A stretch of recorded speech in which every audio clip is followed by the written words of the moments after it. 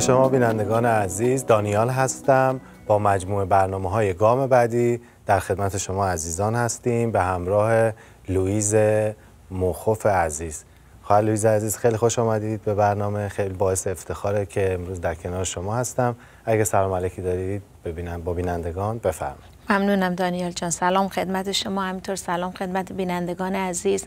امیدواریم که هفته خوب و خوش رو گذروندید، حسابی از نظر فکری، روحی، روانی آماده هستید که این ساعاتی رو با ما باشید و امیدوارم بتونید حسابی استفاده بکنید از موضوع برنامه. خیلی ممنون خواهر لویز عزیز. امروز میخوایم که به مبحث تعمید روح بپردازیم. خواهر لویز، توی قسمت‌های قبل شما در رابطه با تعمید آب صحبت کردید. میخوایم ببینیم که امروز تعمید روح چی هست؟ بله، در مورد تولد تازه ما خیلی صحبت کردیم، گفتیم کسی که از آب و روح مولود بشه. در واقع الان وقتی از روح مولود میشیم این چه معنی داره و پری روح القدس چی هست؟ ما 2-3 تا اصطلاح رو در رابطه با پری روح القدس در کتاب مقدس میبینیم، مخصوصا در عهد جدید از کتاب اعمال رسولان به بعد، که یکیش میگه پری روح القدس، یکیش میگه سکونت روح القدس، یکیش میگه مهر و موم کردن یا مهر و مختوم کردن روح القدس، یعنی اینکه علامت میذاره روح خدا. پری روح القدس اینه که وقتی که از روح خدا پر میشیم، روح خداست که ما با قدرت میده، قوت میده و در واقع یه جورایی ما رو هدایت و رهبری میکنه، از لبریزی پر میاد درون ما رو پر میکنه. سکونت روح القدس یعنی اینکه خدای روح القدس به شکل همیشگی تو زندگی های ما مسکن میگیره، میاد خونه میگیره تو در واقع وجود ما. میگه ما معبد روح القدس هستیم، هیکل روح القدس هستیم، مسکن روح القدس هستیم. در واقع سکونت اشاره میکنه به این که باز در مورد پری روح القدس هست. اون وقت ما مهر و مختوم کردن روح القدس هستش که در واقع انگاری روح خدا بیاد دونه دونه رو پیشونیامون مهر این بزنه که این به من متعلقه، این به من متعلقه، به این شکل هست. در حال در الهیات مسیحی تعمید روح القدس از تعمید آب مجزاست، گرچه هر دو تعمیدن. ما در تعریف تعمید توضیح دادیم به معنی فرو بردنه و این یک اصطلاح رنگرزیه، یعنی وقتی که چیزی در تعمید قرار گرفت، وقتی بیرون اومد از اون مرحله دیگه مثل اولش نیست و نمیتونه برگرده به اول. بنابراین تعمید روح القدس در واقع فرو رفتن، پر شدن، که روح خدا در ما فرو میره، ما رو پر میکنه، ما رو مهر و مختوم میکنه و در واقع نشان میذاره رو ما که ما متعلق به کی هستیم و در ما مسکن میگیره. و این در روز پنتیکاست به شکل رسمی اتفاق افتاد. در عهد عتیق موقعی که انبیا به اصطلاح مطلبی خدا بهشون نشون میداد، روح خدا میومد برای اون پیغام خاص به اینا رو لمس میکرد و اینا پیغام رو که میرسوندن، کارشون نبوت که تموم میشد، روح خدا برمیگشت و یه مأموریت دیگه. ولی در روز پنتکاست چیزی که اتفاق افتاد، روح خدا اومد و به شکل همیشگی در بین ایمانداران ساکن شد. اینه که مسئله عهد عتیق عهد جدید رو میگیم، در واقع ساکن شدن روح القدس به شکل همیشگی در زندگی ایمانداران. ما افاضه روح، کلمه افاضه روح داریم که افاضه روح یعنی ریزش روح. در واقع همون چیزی که گفتم، مسئله این روح میریزه و پر میکنه شخص رو. خب تعمید آب ما صحبت کردیم، گفتیم در زمان یحیی بود، ولی وقتی یحیی مردم رو برای گناهان بعد از اینکه اعتراف میکردن اینا رو تعمید میداد، در چیز میگفت که من شما رو به آب تعمید میدم، ولی کسی میاد بعد از من که این شما رو به آتش و به روح تعمید میده. پس از یک بعدی داره صحبت میکنه که فرق میکنه با اون آب، با یه چیز ملموس، یه چیزی که دیدنی هست و به اصطلاح مردم میرن توش. اینجوری نبوده، داره از بعد شخص انجام نمیشه، نه توسط آتش و میگه به روح. ما میبینیم وقتی روح القدس نازل میشه در روز پنتیکاست، ما میگیم اینا شاگردان همه در حال دعا بودن. پس در دعا و در یکدلی این قضیه اتفاق افتاده. اولا دعا مرتب اینا دعا میکردن و وقتی که روح خدا اومد بر اینها، میگه بر سر اینها دونه دونه زبانه های آتش انگار گله گله به قول معروف شعله آتش رو سر هر کدوم قرار گرفت که این در واقع در روز پنتیکاست شد. و چیزی هم که هست میگه باد شدید به اصطلاح وزید، یه بادی که اون محلی رو که اینا جمع شده بودن برای عبادت، میگه این رو به حرکت در آورد، لرزوند اون جا رو که به اصطلاح همون روز در واقع میگیم شروع تولد کلیسا در واقع از طریق پنتیکاست در دعا با تعمید روح شد، برای اینکه از اونجا پتروس جرأت پیدا کرد. یه چیزی که کار روح القدس هست، میگه که عیسی به اینا گفت قبل از اینکه تعمید روح اتفاق بیفته به اینا گفت بمونید تو اورشلیم تا به قوت از اعلی آراسته بشید و میگه شاهدان من بشید. و میبینیم میگه که در اورشلیم، در یهودیه، در سامره و بعد میگه اقصای جهان، یعنی یه چیز جهانی، یک اتفاقی میفته که ما میبینیم این به شکل به اصطلاح زبانه های آتش اومد و همین این زبانه آتش اون روز دفعه اول نبود. ما دفعه اول بود که آتش می اومد ولی به شکل کبوتر. ما در تعمید عیسی میبینیم وقتی از آب میاد بیرون، میگه یحیی روح خدا رو میبینی که مثل کبوتر نازل میشه و صدا میشنوه، میگه این پسر محبوب منه که من ازش خوشنودم. پس در واقع افاضه روح در روز تعمید عیسی روی عیسی اومد، رو رسولان و رو یحیی نیومد به این شکل که بخواد او رو به اصطلاح با قدرت مسح بکنه و خدمت رو شروع بکنه، رسالت خودش رو در واقع شروع بکنه. و تعمید روح وقتی که در روز پنتیکاست شد، اینا شروع کردن به زبانهایی که خودشون نمیدونستن. کما اینکه میبینیم یه سری اقوام رو اونجا اسم میبره، از ترک زبان، فارسی زبان، عرب زبان به زبانهای آفریقایی، به اصطلاح ما میبینیم اونجا اسامی رو هست. کسایی که خودشون یهودیان، خودشون ماهیگیرن و هیچ تجربه زبانهای غیر از زبان خودشون رو ندارن و یا شاید رومی یا یونانی به خاطر زمان اتفاق افتادن چیز در جزء امپراتوری روم بود، خیلی محدود بود دانستن زبان، مخصوصا زبانهایی که شاگردان شروع کردن به صحبت کردن. و وقتی که روح القدس بر اینها اومد، ما میبینیم که جرأت پیدا کردن. میبینیم در روز پنتیکاست اینا تو بالاخانه جمعن، بعد صدای این وزش پتروس جرأت پیدا میکنه و بلند میشه، شروع میکنه به موعظه، در واقع شروع میکنه به پیامی رو که در واقع رسالت عیسی بوده، وقتی که خودش قبل از اینکه بره بالا این رسالت رو داده به اینها که اینها اون رو شروع میکنه بشاره. پتروسی که قبل از اینکه مسیح مصلوب بشه 3 بار این کارش کرده. دقیقاً همینطور هست، دقیقاً همینطور هست. و شروع این چیز رو چون میبینه مردم تعجب، بعضیا فکر میکردن اینا مست شدن، میگه بابا ساعت 9 صبح مگه میشه این ساعت کسی به اصطلاح مست بکنه؟ نه، اینا مست نیستن، اینا از روح خدا پر شدن. پتروس روح خدا اینو براش آشکار کرد که یک خبری شده اینجا، یک مسیح اتفاق افتاده که تا حالا نبوده و شروع میکنه با نبوت یوئیل نبی در این مورد، در مورد خدمت عیسی، در مورد قیامش، در مورد صعودش و اینکه الان به دست راست خدای پدر نشسته و به همه اینها اشاره میکنه. بعد یه کار جالبی میکنه، میگه جمعیت رو به توبه دعوت میکنه، به اینها میگه به توبه، از گناهان اینا رو دعوت میکنه. این پیام، این به اصطلاح واقعه، پیامی که در نتیجه این واقعه اومد، اون جرأت، اون شجاعت، ما میبینیم که قشنگ پیام نشست تو قلبای مردم، اثر کرد، یه قلبی پذیرا اونجا خدا آماده کرد. و میبینیم در جواب به این دعوت ازش میپرسن خب ما حالا چی کار بکنیم؟ و جوابی که میده میگه توبه بکنید و تعمید بیابید برای آمرزش گناهان تا عطایای روح القدس رو بگیرید. این عطایای روح القدس زبانها یکی از اینها هست. ما 2 جور داریم، این رو که بعداً البته اگر وقت شد توضیح میدیم. در انتها، در خاتمه سخنرانیش ما ببینیم تاکید میکنه پولس، میگه این فقط برای شما نیست، این وعده هم برای شما هست، هم برای فرزندان شما، فرزندان شما، فرزندان شما. یعنی که همینجور قرنها میره جلو، خاص اون زمان نیست. روح خدا الان در بین ما به طور همیشگی رسما اینجا هست و نسل بعد نسل، نسل بعد نسل، هر کس رو که خدا اونو بخونه به قول معروف این شاملش میشه. ما میبینیم در مواقع دیگه ای هم بازم تعمید روح اتفاق میفته. ما در سامره این قضیه رو میبینیم، جایی که یهودی‌ها اصلا اکراه داشتن برن اونجا.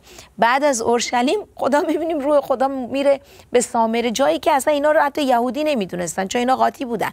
یهودیایی بودن که در زمان اسارت با قومای دیگه قاطی شده بودن، اینا رو خالص نمیدیدن. یه یهودی خالص بخواست از سامره عبور بکنه دور میزد میرفت بالا، از اونجا نمیرفت. ولی میبینیم که این خبر خوش در سامره پخش میشه. بعد پتروس و یوحنا از اورشلیم را میفتن میرن سامره، میرن اونجا و ایمانداران جدید رو میبینه که به تعمید آب گرفتن اینها، ولی تعمید روح رو هنوز نگرفتن.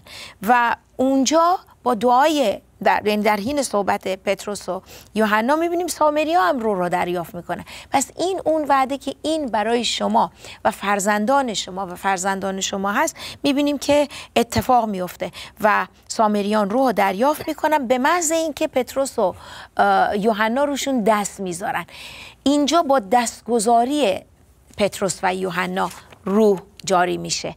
اینها خودشون از طریق دستگذاری اینو نگرفتن، روح خدا به شکل زبانه آتش اومد. حالا جرأت پیدا کردن، الان دارن دست میذارن، اون چی که بر اینا اتفاق افتاده داره جاری میشه و دیگران رو لمس میکنه.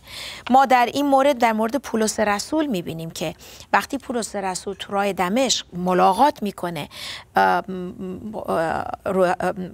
خداوند عیسی رو و چشاش کور میشه، یک فلسی میاد روی چشمش و 3 روز این نابینا بوده. بعد روح خدا میره سراغ حنانیا، بهش میگه که از دمشق بلند شو، برو دست بذار روی سولوس، به قول معروف این ظرف برگزیده منه. گفت آخه این جفا میکنه. گفت نه، تو برو، این ظرف برگزیده منه، من میدونم. میبینیم چطور پشت صحنه، روی صحنه روح خدا داره کارگردانی میکنه، داره یک چیزای کلیدی اینجا انجام میده. انگشت گذاشته روی شخص کلیدی به اسم پولس. پولس رو ما میبینیم که به محض اینکه حنانیا دست میذاره روش، این فلس میریزه و پر از روح القدس میشه و چشماش میبینه پر از روح میشه. اون وقت تعمید آب میگیره. یعنی یک ترتیب خاصی اینجا نیست که اول تعمید آب بگیریم بعد تعمید روح بگیریم، اینطور نیست.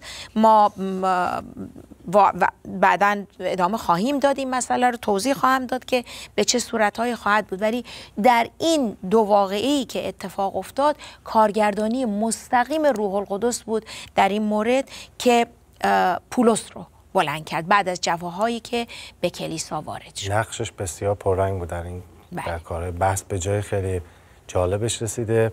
اما به همراه بینندگان عزیز بریم یک استراحت کوتاه بکنیم و خیلی زود برمیگردیم به این مبحث خواهیم پرداخت. با ما همراه باشید.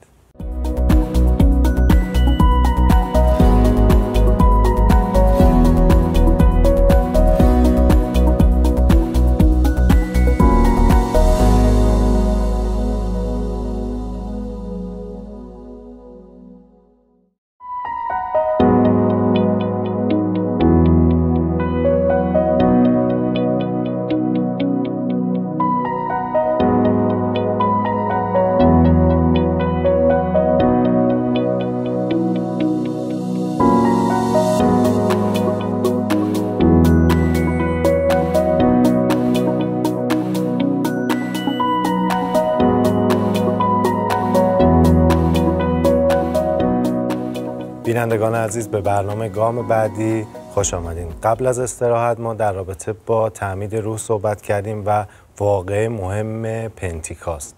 حالا میخوایم که با خلویز عزیز بریم جلو و ببینیم که کنکاش کنیم، ببینیم که تعمید روح به چه معناست. در خدمت شما هستیم خلویز. خواهش میکنم. در ادامه صحبتمون داشتیم میگفتیم که چطور روح خدا داشت کارگردانی میکرد پشت صحنه، روی صحنه. از اورشلیم شروع کرد برد سامره. بله. خب ولی بعد ما در کتاب اعمال رسولان وقتی میریم جلو، چون این تاریخ کلیساست، شروع کلیسا، ما وقتی در کتاب اعمال رسولان میریم جلو، ما در مورد منزل کورنلیوس رومی میخونیم. این در باب 10 هستش که در اونجا میبینیم یک واقعی کاملا بی‌نظیر اتفاق میفته که اصلا خود شاگردان رو متعجب میکنه. در منزل کورنلیوس یه رومی بوده، اصلا یه غیر یهودی بود، حتی سامره باز یه رگ یهودی توش بود، ولی کورنلیوس اصلا یهودی نبود. و میبینیم که گفتگویی که اونجا اتفاق میفته، روح خدا، کورنلیوس در حال دعا بوده و کلام خدا اینطور میگه دعاهای تو به جهت یادگاری به حضور من اومده. میدونید یک شخص غیر یهودی چون خدا میبینه داره هدایت میکنه، شاگردان رو داره دیدشون رو نسبت به این مسئله وسعت میده. در منزل کورنلیوس پتروس میره موعظه میکنه. واقعی که اینجا اتفاق افتاده در اون دوتا واقعی قبلی نشده، در پنتیکاست نشده، این در سامره اینو نشده. اینجا میگه هنوز داشت حرف میزد، در حین صحبت کردنش میبینیم روح خدا بر امتها میریزه و اینا شروع میکنن به سخن گفتن به زبانها. ایمانداران یهودی، اون تیمی که با پتروس رفته بودن برای منزل کورنلیوس، کلام خدا میگه متعجب و حیران شدن و اون روز همه اهل خانه کورنلیوس تعمید آب گرفتن. اینا هم اول تعمید روح گرفتن مثل پولس و بعد تعمید آب گرفتن. گفتیم این ترتیب خاصی نیست، هر دو، یکی ممکنه زودتر یکی ممکنه دیرتر، در هر حال هر دو لازمه که باشه. وقتی پولس رسول ما میبینیم در افسوس بود، اونجا یه سری شاگردان رو پیدا کرد که از تعمید روح هیچ اونا آگاهی نداشتن. ایمان آورده بودن ولی تعمید روح رو نداشتن. اینها فقط تا تعمید یحیی به اصطلاح اطلاع داشتن. تعمید یحیی رو گرفته بودن و همون بود، تعمید روح رو اطلاع نبود. و میبینیم که بعد از این که پولس اینا رو به نام عیسی تعمیدشون میده، میره دست میذاره روی اینها. وقتی دست میذاره اینا شروع میکنن به تکلم به زبانها و نبوت. میبینیم الان داره عطایای روح القدس هی بیشتر و بیشتر میشه. جنبه های مختلف این به اصطلاح درختی که میوه شاخه‌ها داره همینجور دونه دونه خودشو نشون میده. ما در کتاب اعمال گاهی وقتا میبینیم که این پری روح منجر میشه به زبانها صحبت کردن و گاهی وقتا میبینیم که گروه ایمان میارن و نجات پیدا میکنن بدون اینکه به زبانها صحبت بکنن. خب ممکنه سوال این باشه که آیا کسی که به زبانها صحبت میکنه پری روحو داره ولی اونی که صحبت نمیکنه نداره؟ نه. اتفاقا سوال من الان این بود از شما که این تعمید روح، کسی که به زبانها صحبت نمیکنه یعنی تعمید روحو نگرفته یا دارن این رو، یا اصلا بعضیا میگن که انقدر خودشونو محکوم میکنه، میگه من چون به زبانها حرف نمیزنم اصلا روح القدس رو ندارم. بله، خب این یک تعلیم اشتباهی هست که خیلی شایع شده و البته الان خدا رو شکر کمتر و کمتر بیشتر کلیساها متوجه این مسئله هستن و این مقدار در تعالیم خودشون تصحیحاتی انجام دادن. ولی ببینید تکلم به زبان‌های نشانه است ولی به این معنا نیست. ما وقتی که توبه میکنیم، وقتی نجات پیدا میکنیم، روح خدا میاد ساکن میشه. وقتی روح خدا رو داریم یعنی پری رو داریم. مگه نمیگیم روح خدا در ما مسکن میگیره؟ ما میگیم ما میشیم هیکل روح القدس، معبد روح القدس. تو معبد چه خبرها هست؟ تو معبد پرستش، تو قربانیه، توش حمد و ثنا هست، تو معبد کفاره هست، شفاعت هست، دعا به نیابت برای کسی. همه این چیزا توی معبد داره اتفاق میفته. خب روح خدا در ما ساکن شده، به پری هم ساکن شده، تختش هم گرفته. آیا این به این معنا هست که من پری روح القدس را ندارم؟ نمیتونیم. ما میبینیم تو کتاب اعمال رسولان بعضی جاها صحبت شده، بعضی جاها صحبت نشده، مردم توبه کردن، ایمان آوردن. اتفاقا تو کلیسا هم میشدی، تو کلیسا وقتی نگاه میکنی حتی کسایی که افرادی هستن که به زبانها صحبت میکنن ولی زندگی روشون رو که نگاه میکنی از اونی که به زبانها صحبت نمیکنه خیلی هم بهتر داره زندگی میکنه. یعنی عمل کردش بهتره. نمیگم توی گناه یا بد زندگی میکنه. اون عملکرد آدم مهمه. بله. مهمی نیستش که من امروز به زبانها حرف بزنم یا نه. بله. اصلا این مهم نیست. مهم اینه که اون تولد تازه، اون ثمرات روح در من دیده بشه. بله. خوبه که صحبت بکنیم، ولی اگر صحبت نمی کنیم هیچ خودمون رو محکوم نکنیم. ما پری رو داریم. پری روح القدس در ثمره روح خودش نشون میده، در همشکل شدن به عیسی، به اصطلاح در شباهت عیسی شدن خودش نشون میده. ما در اتحاد با عیسی، در تولد تازه، در چطور بگم محبت، خوشی، سلامتی، اون ثمرات روح، فروتنی، پرهیزکاری، اون ارجحیت داره. اون ارجحیت داره. وقتی که ما از درون عوض میشیم بقیه چیزا به دنبالش میاد. ما نمیتونیم بگیم اگر کسی به زبان صحبت نمیکنه پری رو نداره. اگر ثمرای روح رو داره، اگر هر کدوم از این میوه های روح درش دیده میشه، پس بنابراین پری رو داره. ما نمیتونیم محکوم بکنیم. همه به روح تعمید میگیرن ولی همه به زبان ها تکلم نمیکنن. این جمله واقعا این داخل پرانتز مهمترین قسمته به بله. نظر من که بله.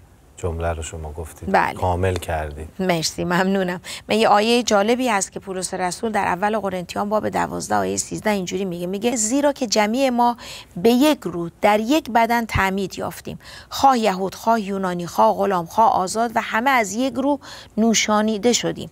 همه به روح تعمید میابیم ولی همه ما به تکلم به زبان ها نمی کنیم. من اینو تکرار دارم میکنم. داره اینجا که صحبت میکنه در مورد روح داره صحبت میکنه، هیچی نمیگه راجع به زبان ها.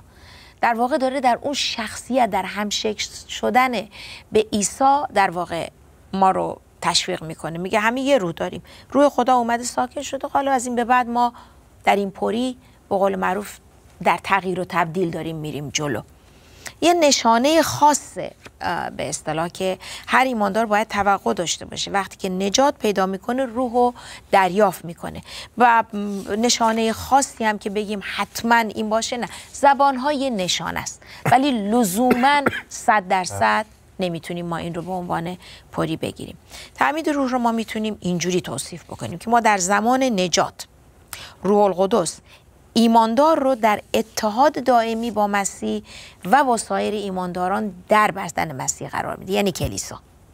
یه اتحادیه که من نوعی وقتی که از روح پر میشم با مسیح متحد میشم و با خواهر برادرای ایماندار دیگه، با بدن مسیح که کلیسا باشه. ما این رو تکرار زیاد در رومیان باب 6 این رو میبینیم که خیلی پولس رسول در این مورد تاکید میکنه که ما در با موت او ما دفن شدیم، در چیزش به اصطلاح تعمیدش، چون که در موت او تعمید یافتیم با او دفن شدیم تا آنکه به همین قسمی که مسیح به جلال از پدر از مردگان برخاست ما نیز در تازگی حیات رفتار کنیم. نمیگه پریه چی میگن تکلم به زبان، رفتار، اون شخصیت، اون تغییر درونی در واقع انگشت میذاره روی اون. رفتار خیلی مهمه. وقتی که ما داریم زندگی میکنیم، راه میریم شما مثلا من از خودم مثال بزنم، مثلا دختر من وقتی که رفتار داره میکنه، توی خونه راه میره، توی بیرون، توی کلیسا داره راه میره، صحبت میکنه، حرف میزنه، این میتونه نشانگر این باشه که چطوری این بچه داره تربیت میشه، چطوری داره یاد میگیره. درست. و اگه دیدید وقتی بعضی بچه‌ها یه کلماتی استفاده میکنن، یه چیزی میگن که این کلمه اون بچه نیستش، یا پدر به مادر این کلمه رو گفته یا مادر به پدر، اون دیده یاد گرفته اونو انجام داده. درسته. مهم اون رفتاره که اون رفتار مشخص کننده است. بله کاملا درست میگید.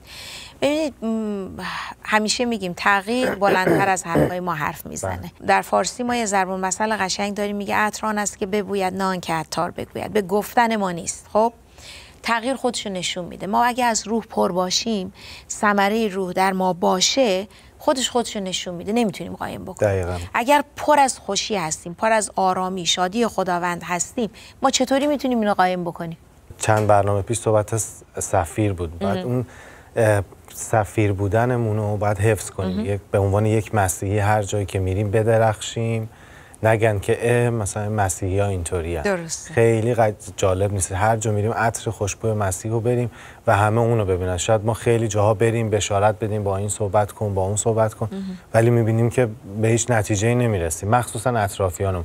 ولی با رفتارمونه که بعضی موقع با رفتارمون میتونیم حرف بزنیم، میتونیم بشارت بدیم که این درخت نیکوییه و ثمرش خوبه. پولس میگه که ما مردم رو تماشاگاه شدیم، انگاری ما یه جایی هستیم همه ما رو نگاه میکنن.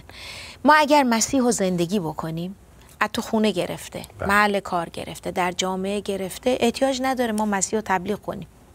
خودش زندگی ما داره حرف میزنه، داره نشون میده اینجا. چون پری رو نمیشه قایم که ما ایمانداران اولیه میبینیم تحت هر شرایطی نمیتونستن دهن اینا رو ببندن، 1001 بلا سر اینا آوردن. آیا پیام مسیحیت خاموش شد؟ آیا تونستن ساکت بکنن؟ نه، این کماکان با قدرت داره میره جلو. و این تعمید روح در کلیسای اولیه که تجربه کردن، در واقع رسالتی که چیز شد اینو پخش کردن و همینطور داره در سراسر دنیا. به قول معروف منی که اینجا هستم همون تجربه رو دارم با کسی که اون گوشه آفریقا هست یا در گوشه آسیا هست، میبینیم تجربه ها یکیه، نمیتونیم قایم بکنیم. این پیام انجیل امکان نداره. میگه کلام خدا مقتدر و زنده، جلوش نمیشه گرفت، نمیشه ساکتش کرد. وقتی ما پر از روح هستیم، اون تعمید روح رو میابیم، پر از روح میشیم، میگه که از سایه پتروس از سایش مردم شفا پیدا میکردن. بله. چرا الان نباید این اتفاق بیفته؟ بعد در حضور خدا بمونیم، اون تعمید روح بگیریم که حتی از سایه ما، از صحبت کردن ما وقتی صحبت میکنیم مردم شفا پیدا کنن. حالا حتما این نیستش که یه لنگی کوری یه دفعه شفا، آمین که اون هم بشه. زخمایی که مردم دارن از لحاظ فکری، روحی، میتونیم باهاشون صحبت کنیم، ولی پر از روح باشیم، از کلام خدا با اونا صحبت میکنیم، اونا زنده میشن، شفا رو میگیرن. همه اینا توی تعمید روح. مرسی خاله لوئیس، خیلی برکت گرفتیم. امیدوارم که شما بینندگان عزیزم برکت گرفته باشید از این موضوع برنامه. ما در برنامه بعدی در خدمت شما خواهیم بود با تازگی ذهن. امیدوارم که هفته آینده برنامه ما رو تماشا کنید و لذت ببرید. همه شما را به دستان خداوندمون عیسی مسیح میسپارم. تا درودی دیگر عزیزان، بدرود.